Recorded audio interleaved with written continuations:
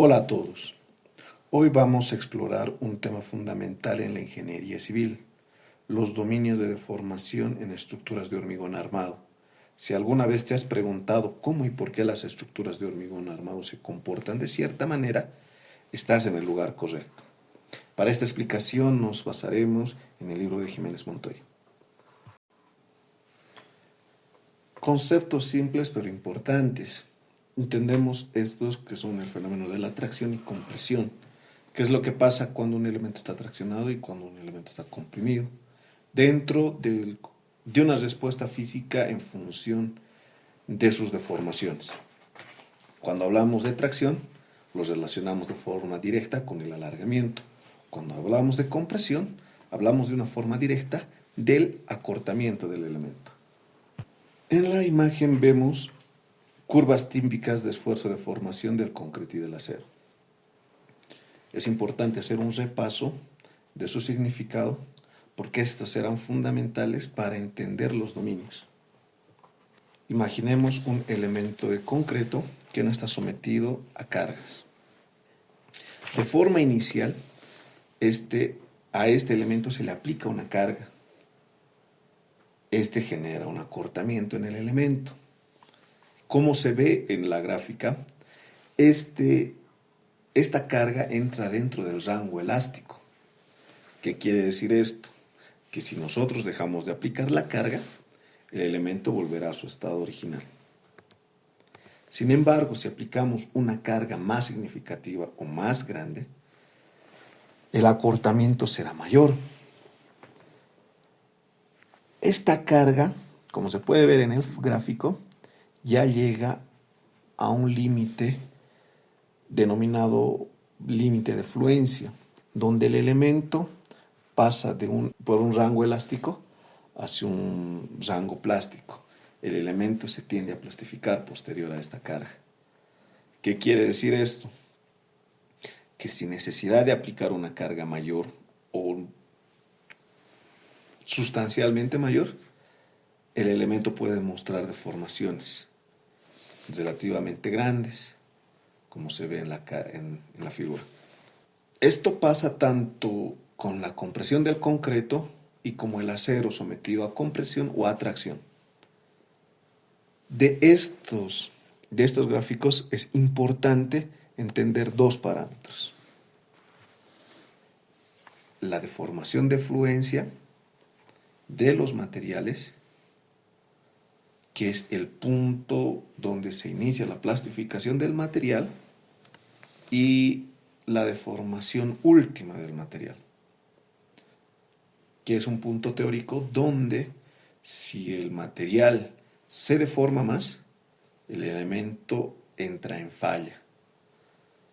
Para los presentes ejemplos vemos que el concreto varía desde el 2 hasta el 3.5 por mil para el concreto y para el acero desde una deformación de fluencia hasta un 10 por mil.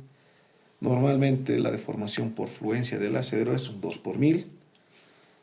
Y para el caso de Jiménez Montoya, las deformaciones últimas o deformaciones unitarias últimas son para el concreto del 3.5 y para el acero del 10 por mil. Hablando de la altura de compresión, es la variable para saber el comportamiento del elemento. Es decir, los dominios estarán sujetos a esta variable, todas estarán en función a una variable, que es la altura de compresión, que para este caso nosotros la denominaremos una altura X. Esta altura X muestra la porción del elemento que se encuentra comprimido. Una vez teniendo claros estos conceptos, empezamos a hablar de los dominios. Estamos ahora dentro de lo que es el dominio 1. El dominio 1, como se ve en la figura, la deformación es totalmente a tracción. El elemento está siendo estirado. No existe compresión en ninguna parte del elemento. Por lo tanto, la altura de compresión sale de la sección, como se puede ver en el gráfico. Características importantes de este dominio es que el acero que se encuentra más comprimido tiende a tener un valor de la deformación unitaria máxima. Y la deformación del concreto tiende a ser nula. Por relación de triángulos, podemos ver que la deformación del acero comprimido en la parte superior es proporcional a la altura de compresión más su recubrimiento o la altura desde la parte superior del elemento hasta el eje de la barra. Y de forma similar, la deformación del acero que se encuentra en la parte inferior se toma como la altura del peralte efectivo más la altura de compresión. Como ya se ha indicado, en este caso el acero traccionado mayor, para nuestro caso el acero inferior, tiende a un 10 por mil, que sería un 0.01. Y de esa manera se encuentra la primera relación para el dominio 1. El dominio 2 se caracteriza por tener el concreto comprimido dentro del rango elástico, del 0 al 3.5 por mil, para este caso. Y el acero continúa sometido a su deformación máxima. Por proporciones vemos que la deformación del concreto es proporcional a la altura de compresión X y la deformación del acero más traccionado es proporcional al peralte efectivo menos la altura de compresión. Por relación de triángulos, obtenemos la siguiente ecuación y reemplazando los valores límites del concreto y del acero, para este caso nosotros obtenemos una altura de compresión de 0.259D, valor que representa que el concreto se acerca a su deformación límite o a su deformación máxima. En este dominio el elemento aún sigue fallando por tracción. Para el dominio 3, el concreto tiende a comprimirse más y tiende a deformarse hasta su deformación máxima. Y el acero disminuye la magnitud de su deformación máxima. Y la deformación que actúa dentro del acero está dentro del rango de la deformación de fluencia y la deformación máxima que soporta este. Por cálculo de relación de triángulos se utilizan las mismas fórmulas.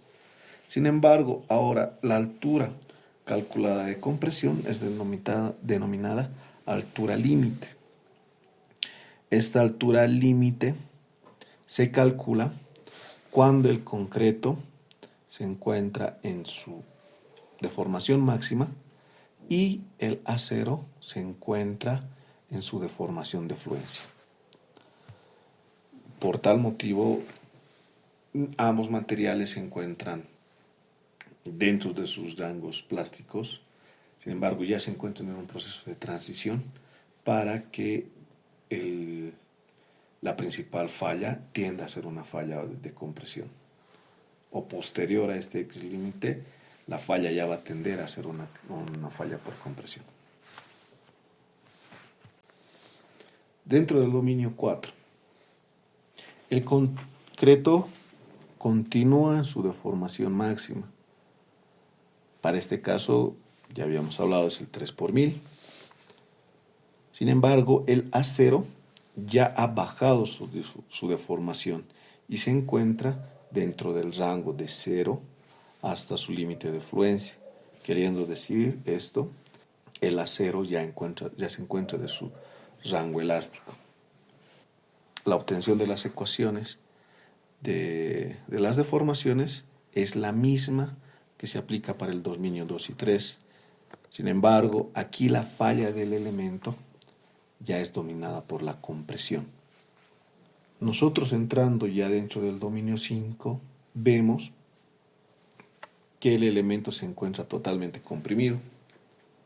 A diferencia de la analogía cuando el elemento se encuentra totalmente traccionado, en este caso el acero sí aporta una deformación, porque sí aporta una resistencia a la sección.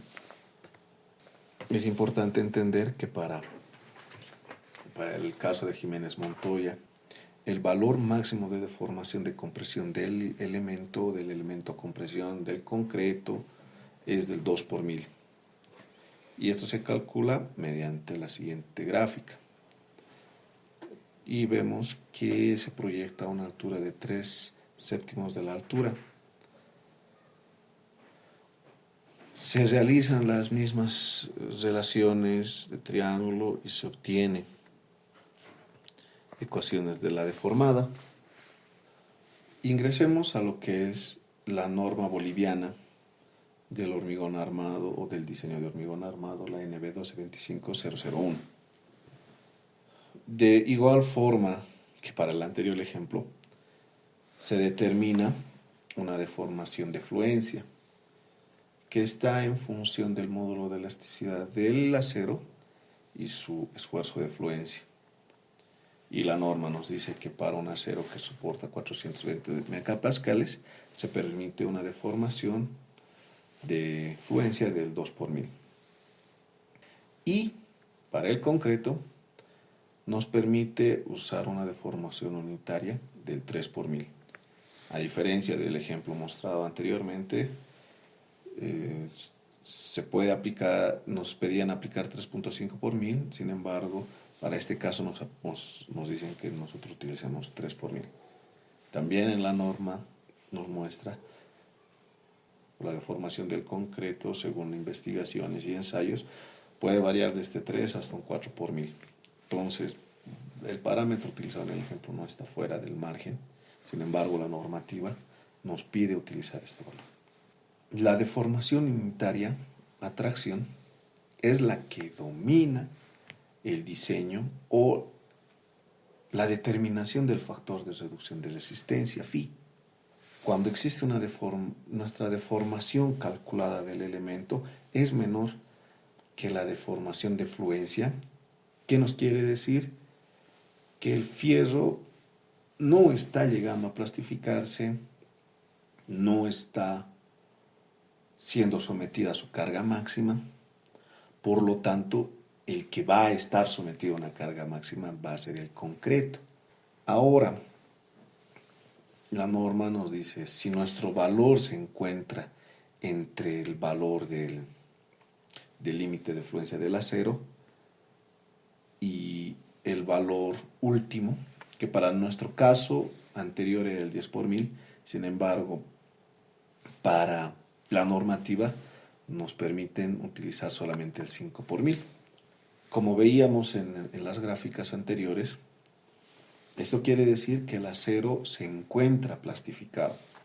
Sin embargo, su deformación no ha llegado a la deformación máxima y esta lo denomina una transición.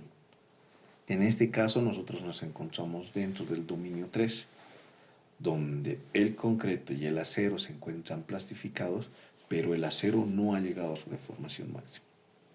Cuando nos hablan de controlada por tracción, ya estamos hablando de lo que es el dominio 1 y dominio 2.